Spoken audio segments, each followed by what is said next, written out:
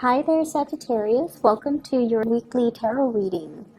So, I want to talk to you guys about your love life, and I'm going to do this in a more intuitive way, mainly because I feel like the cards are telling a story, not in the depiction of the meaning of the cards, but more like it's telling the story, the beginning and towards the end of a relationship. And I feel like for many of you, this is a marriage, a significant type of a relationship where you've been together for many years. So it starts out here with the wedding, the coming together with the Four of Wands. And this is like, you were very young. You were young and naive, and I almost feel like for many of you, you were like in your early 20s, very late 20s, getting into a situation with somebody. You had really, really high hopes. The nesting instincts. We're going to have a family. We're going to have children. Everything is going to be great. And you were very, very starry-eyed. And you went into this with a lot of optimism. And the person that you're dealing with, I feel like they were able to match you. So whatever you're bringing to the table, like financially, they were able to match with what you're bringing. And I also feel like this is a blessed union. There might have been somebody that fixed you up. There might have been like a mutual friend, a family member, somebody that you trust. So because you trusted that person, you trusted the union, you trusted that everything was going to work out.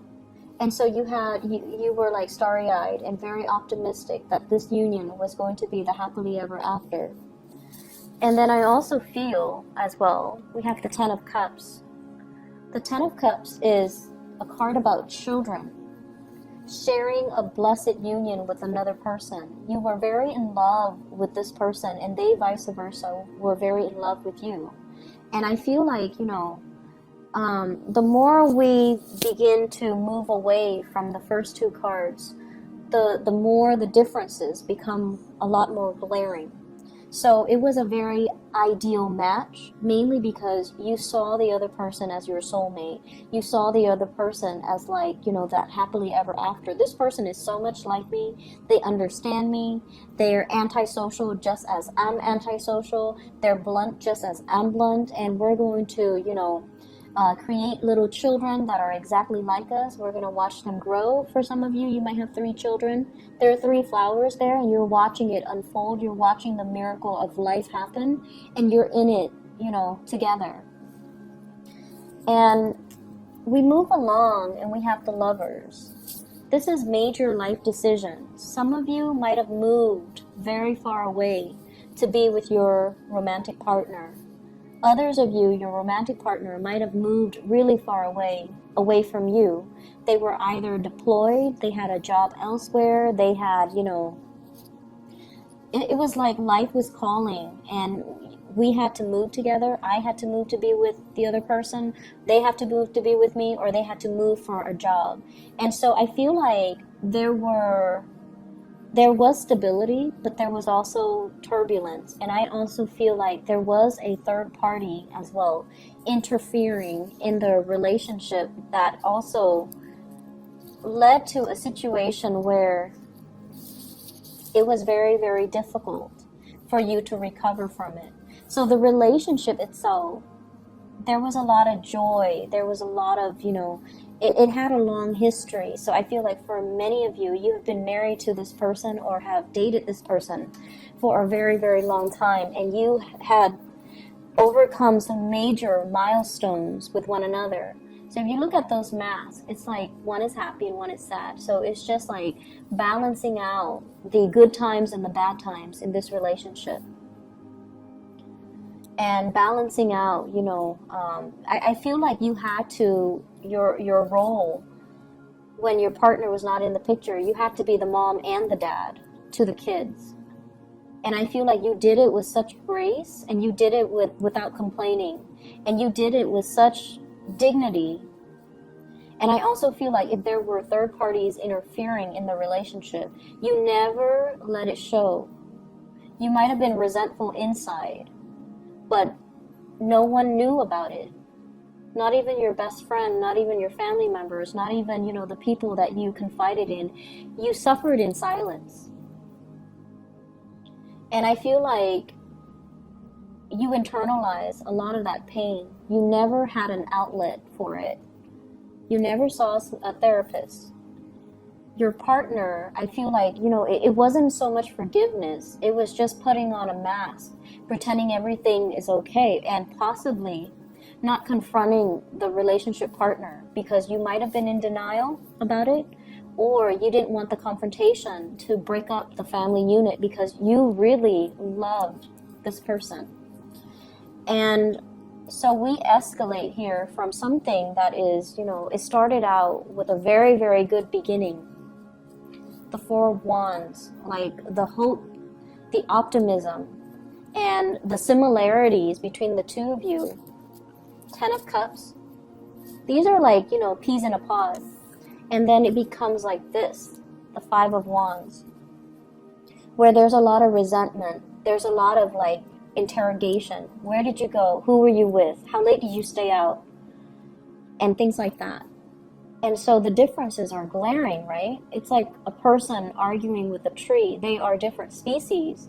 Whereas in your starry-eyed and optimistic stage, you thought the other person was exactly like you. And I feel like a lot of the times, you know, we get so wrapped up and we get so angry over failed relationships, was that if it's a significant relationship, it could be good or bad, but if it's significant, it taught us a lot about ourselves. And I feel like it taught you that, I feel like it kind of, you know, shook the foundation and made you a lot less naive. It made you more weary of people. It made you more paranoid. It made you distrustful of other people. And you guys are very, very sincere and very trusting of other people. And so I feel like this relationship really did a number on many of you. And as a result of it, it kind of hurts you on a very innate level. And it's hard for you to recover from that and go back and bounce back to your optimistic self. But I also feel you really, really love this person. And so right now you're in a stage where you feel like you're taking on that victim stance. You know, how could you have done this to me? Where did you go? Who was it? And things like that. And what I feel is happening here, if this is not you, if you're the one that is stepping outside of the relationship, because that could very well be the case, the other person is doing this to you. It's the blame game, pointing fingers. And the truth is, and honesty is the best policy, because you have somebody here that really loves you, and you have somebody that you really love. And over time, I feel like, you know, through the course of the relationship, people drift apart. It's natural. We are constantly evolving. We are constantly growing. I don't see the love diminishing, but I feel like somebody is playing the role of the mom and the dad in the relationship, playing the parent in the relationship, and the other person has really let themselves go. The other person has accumulated, look at that tree, has accumulated so much baggage from life that they're not even a semblance of a human being anymore. And I feel like for some of you, you're beating a dead horse. You're asking somebody questions that they're not going to give you answers to. And so if this conflict escalates, and if this is an ongoing conflict, you have to cut your losses. You need to get yourself out of this state, because it's turning your world upside down, and it's got you very emotionally topsy-turvy. You're putting on this mask to the world, like pretending, oh, my relationship is fine, everything is, you know, rainbows and unicorn. But the reality is far from it. The reality is that there are a lot of pent-up like resentments and jealousies and hostilities. And I feel like somebody is, I'm looking at the roots, and you know, roots usually means you're dealing with someone who's very, very, very, very slow to act. But at this point, they've already like uprooted. They've already uprooted and they're ready to go. And so the animosity might drive them to go. Okay? So I feel like the energy is very heavy. And I feel like if you're in this conflict-laden type of an environment, you have to cut your losses. If you feel like no matter what, I can't forgive this or I can't trust this person again, then you really should not allow yourself to stay in this relationship. The trust is gone. The trust has been breached. It's not going to come back together. On the flip side, for those of you who are single, I feel like you have gotten out of a very significant relationship. You're trying to find your center. You're trying to find your footing. And you are single and you're not planning to date. Dating is so far from your frame, like it's so far from your imagination right now. Like you can't even wrap your head around, I'm not ready to date, okay? And then for others, I feel like you might be interested in somebody who's already in a union. We have here the Ten of Cups as your partner. And the Ten of Cups means, you know, they're actually in another relationship. You might be the third party. You might be the Mr. or the mistress in this union. And so it's breeding a lot of jealousy and envy. And it's a situation where you are really attracted to the other person. They are attracted to you, but at the end of the day, they're coming home to their partner. They're coming home to their children. And you're the person that is, you know, out here waiting for the other person to come back. It's like biding your time, you know. When are they going to be single? And I feel like it's not the best situation to be in, okay? I'm sensing for people who are newly married, there are some issues, and I'm looking at this, 4 of Wands and 5 of Wands. It's an escalation. The next one is the 6 of Wands. And the 6 of Wands is a really good card. So we have an escalation. 4 of Wands, which is a happy marriage. And then we have the 5 of Wands, which is conflict. So this is just a natural cycle. Don't let it deter you. Don't let it discourage you. The next one, 6 of Wands, is a victory card. So I feel like somebody's going to step up and do exactly what you want. Okay? And I feel that sometimes it takes conflict for us to finally voice our opinions and to give the other person a piece of our mind. And then once we give them a piece of our mind, it'll kind of spark some fire under them and get them to get moving. So I feel like you might be dealing with somebody who's very slow to act, and then conflict is the best way to get them to respond and to do something. Other areas of your life, what I'm feeling, first of all, from this spread here is the responsibilities of child rearing. It's overwhelming, okay? Maintaining the household, cooking, taking care of the kids, busing the kids from childcare to soccer practice, to school, to babysitter, to the movies, and then taking the kids and all of their friends, you know, to sleepover, to monitor, to go to school dances, like all the responsibilities of child rearing is becoming a lot more overwhelming. I'm also seeing as well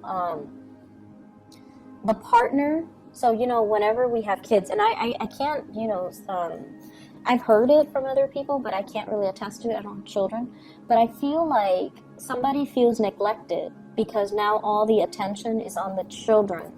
So the relationship is between the mom and the child and the dad and the child, rather than between the mom and the dad as a married couple.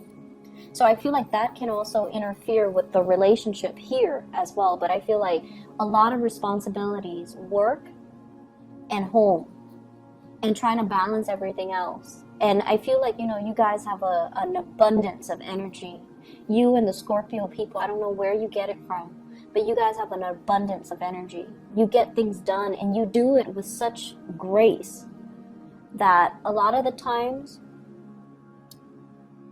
I feel like you can put up with a lot and not complain, and so can the Scorpios. They put up with a lot and they never ever ever complain. And you do it with such grace that, you know, people don't think, well, they look at you do it and they think it's easy. And so I feel almost like that's where all of your time is being consumed, okay?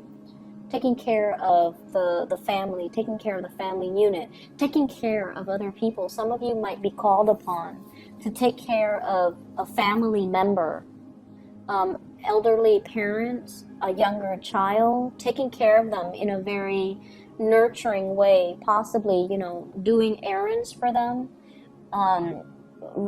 driving the kids to soccer practice, taking care of their emotional health is what I'm seeing.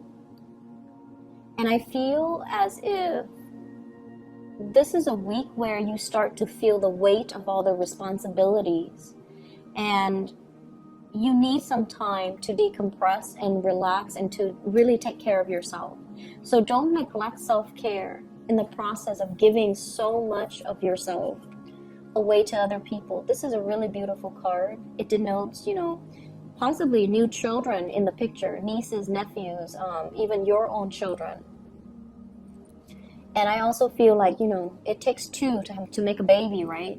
So both parties need to be on board when it comes to the responsibilities. It's not fair for one person, you in particular, to do it all on your own. So I'm feeling here that, you know, you have some beautiful new starts that are coming into the picture. And I feel like the responsibilities of it is just a little bit overwhelming. You're going to get used to it. You're going to do it with grace, with style. But I feel like right now, you feel like you're living this provisional life. Like, I'm just going to do this for now until it's done. And then that's when I can, you know, live my life. So it seems like this week is very temporary, even in your love sector. It's almost like, okay, I just got out of a relationship. I'm just going to be single for now. When I'm ready, that's when I'll date. So you're prolonging that provisional life. And I hope you're aware of that, so that you can, you know, stop denying yourself of your own time. Me time. I need me time because I've been working so hard.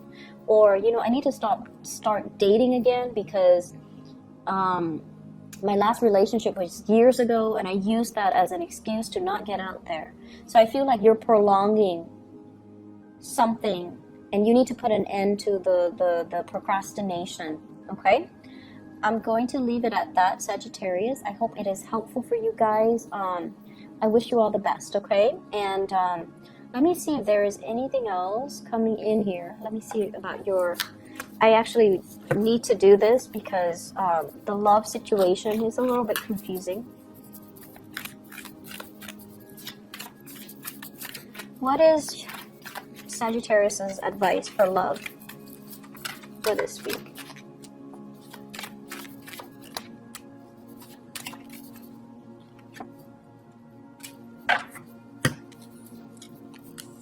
We have here the Page of Wands. This is news messages that's going to be coming in. It's coming in like invitation, you know, somebody seeking you out. And they have here the Fool. You're going to be starting over. You're going to get a clean start. You're going to go out with new people. And then we have here the Ace of Swords. And the Ace of Swords is finality. Seeing somebody that you really like, or somebody is like eyeing you, possibly an air sign, Aquarius, Gemini, and Libra. This is somebody new. And we have a Gemini vibe here with the Lovers card.